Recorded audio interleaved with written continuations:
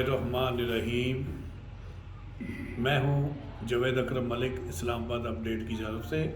हमारे साथ मौजूद हैं पीर सैयद नसीबुल्लाह गर्देज़ी, जो कि आज़ाद कश्मीर हुकूमत के मशीर रहे हैं और दूसरी दफ़ा सदारती मशीर रहे हैं।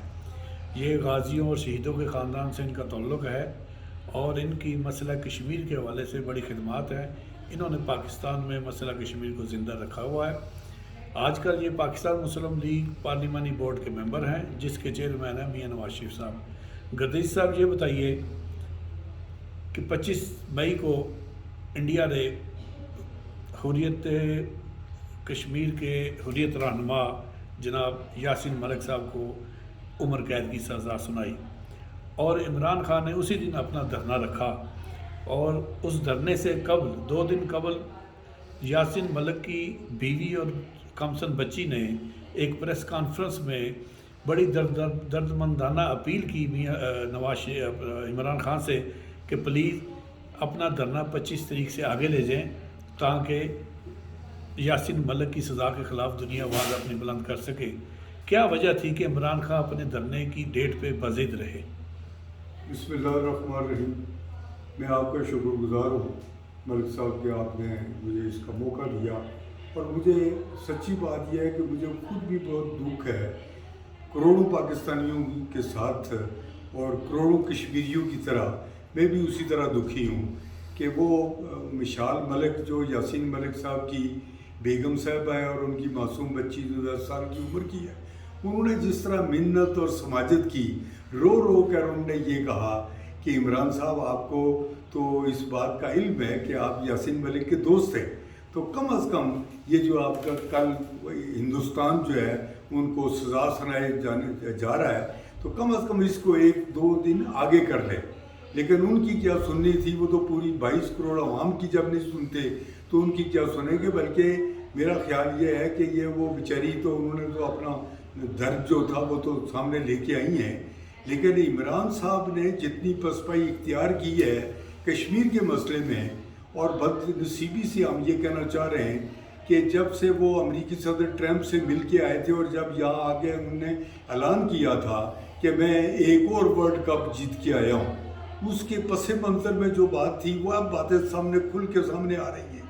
तो ये 25 मई का जो ख़ास तौर पे धरना था, इसमें 2 बड़े इवेंट होने जा रहे थे। एक तो यासीन मलिक को सज़ा सुनाई जाने जा रही थी, और दूसरा जो है वो पाकिस्तान की जो इक़्तिसादी जो ये तबाही जो इन्होंने फेरी थी, उस पर IMF के साथ मुज़ाकरात जो हैं उस दिन फाइनल होने थे। तो मैं ये समझता हूँ कि ये दोनों बातों को सबटाज करने के लिए, उनकी खबरों को ब्रेक करने के लिए उन्होंने इस धरने को ये रखा। और फिर आपने देखा उस धरने का इंजाम भी आपने देखा कि जो 20 लाख लोग कहते हैं लाने के लिए, तो वो पूरी वसाइल जो सूबा सरहद के या KPK के और गिलगित बल्तिस्तान के पूरे वसाइल इस्तेमाल करने के बावजूद भी वो 20,000 लोग नहीं ला सके जो 20 लाख वो उसका वादा कर रहे थे। तो इससे अगर पीछे जाएं तो मैं कोशिश यही करूँगा कि कश्मीर के हवाले से ही इनकी निस्बत से बात की जाए। कश्मीर जो है वो पाकिस्तान जो है वो कश्मीरियों का वकील है और उसका फ्रीक भी है। इससे पहले किसी हुक्मरान ने इस तरह की पसपाई इख्तियार नहीं की जिस तरह से इमरान खान ने उसमें पसपाई इख्तियार की। और आपको याद होगा कि जब हिंदुस्तान में इलेक्शन हो रहे थे और मोदी इलेक्शन लड़ रहा था, तो इन्होंने बाज़ाब्ता अपना प्रेस में, इलेक्ट्रॉनिक और प्रिंट मीडिया में ये कहा कि मोदी को इलेक्शन जीतना चाहिए।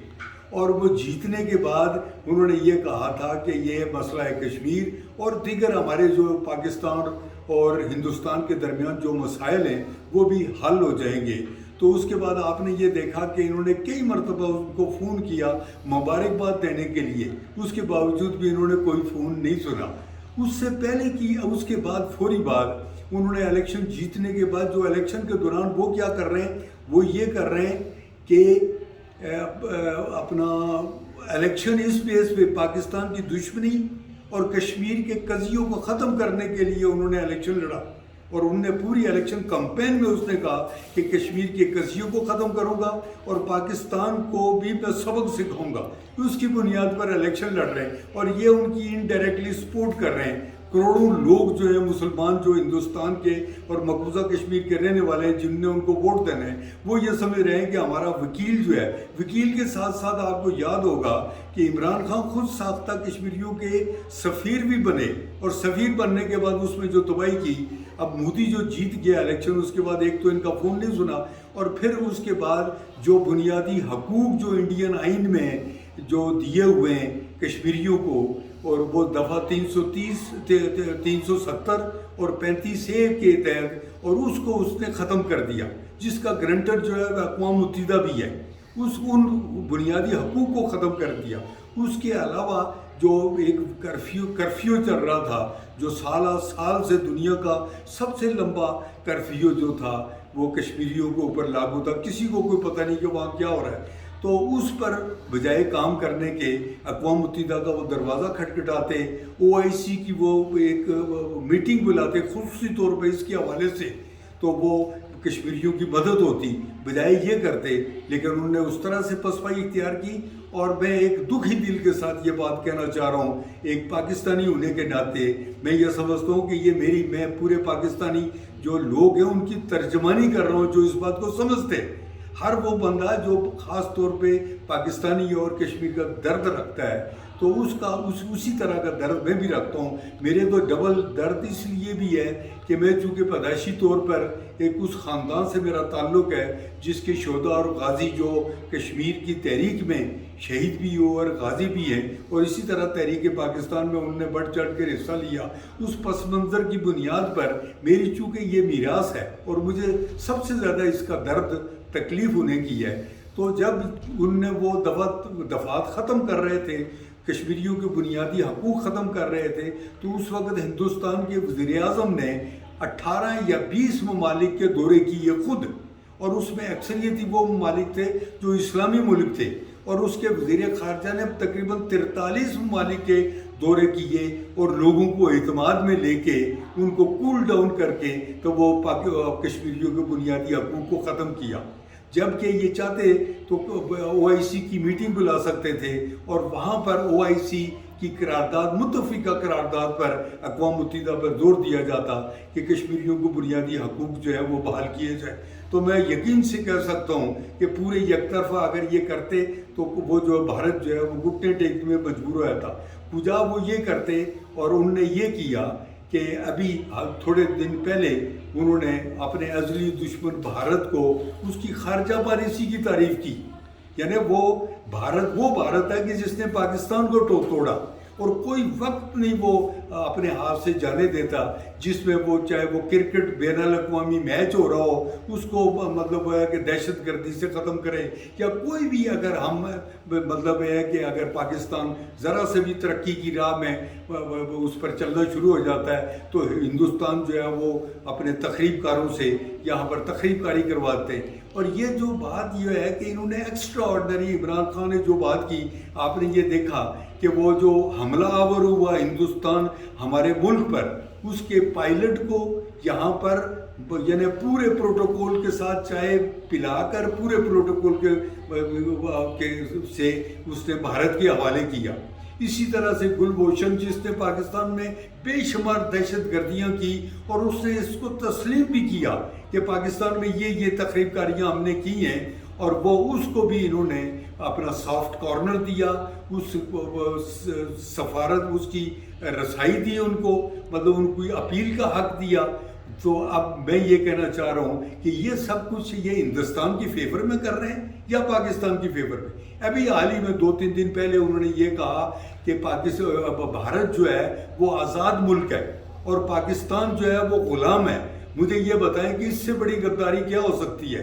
میں اپیل کرتا ہوں کہ اپنے جو مقتدر حلقے ہیں, جو پاکستان کی اعلیٰ عدلیہ ہے اور اس کے ساتھ ساتھ جو منتخب پارلیمنٹیرین ہیں, ان کو اپنا میں درخواست کرتا ہوں یہ جو پارلیمنٹ کے اندر اس کا نوٹس لیا جانا چاہیے. سپریم کورٹ کو ایز خود نوٹس, جب چھوٹی چھوٹی باتوں پر جب نوٹس لے سکتے ہیں تو یہ تو غداری کے زمرے میں آتا ہے. मैं दूसरी वो बातों में तफसील में नहीं जाना चाहता, लेकिन मैं ये ज़रूर कहूँगा कि ये यासीन मलिक की उस जो सज़ाएं सराई जानी चाहिए थी, इस पे हुकूमत पाकिस्तान, हुकूमत आज़ाद कश्मीर और तमाम अपोजिशन की पार्टियों को यकजा होकर उसको रोकने की बात करनी चाहिए थी। अक़वाम मुत्तहिदा का दरवाज़ा खटखटाना चाहिए था, ह्यूमन राइट्स कमीशन के दरवाजे खटखटाने चाहिए थे, OIC का दरवाज़ा खटखटाना चाहिए था। लेकिन मुझे दुख है कि ये इस तरह का ये सब कुछ नहीं किया जा सका। तो इसको हम क्या समझे? कश्मीरी जो पाकिस्तान के नाम पर 6 लाख से ज़्यादा अपनी कीमती जानों का नजराना पेश किया, खरबों रुपए की जायदादें जो तबाह कर दी, अपनी इज्जत माओं बहनों बेटियों की इस्मत दरी उन्होंने करवाई। और इसी तरह नौजवान जो हैं, जो मतलब ये है कि वो पाकिस्तान का परचम लेके जो तहरीक जारी वो सारी रखा हुआ है। और इसी तरह यासीन मलिक, शबीर शाह और ये जो तो जेलों में ही इनकी ज़िंदगियां गुजर गई। इसी तरह अली गिलानी, प्रोफेसर अब्दुल गनी भट्ट और दूसरे जो लोग हैं जिन्होंने सारी ज़िंदगियां जो है कश्मीर की आज़ादी के लिए वक्फ की है। तो मैं ये कहना चाह रहा हूँ कि हमारी तरफ से उनको क्या पैगाम मिल रहा है। तो ये मैं समझता हूँ कि इमरान खान है, बाकी बातों की तरफ मैं नहीं जाना चाह रहा, लेकिन कश्मीर के मामले में और पाकिस्तान और भारत के रिलेशन के मामले में इमरान खान ने गद्दार होने का किरदार अदा किया, इसका नोटिस लिया जाना चाहिए। मैं एक दर्दमंद पाकिस्तानी और कश्मीरी होने के नाते से मैं ये अपील करता हूँ हर अदारे से कि ये इसका नोटिस लिया जाए। बहुत शुक्रिया।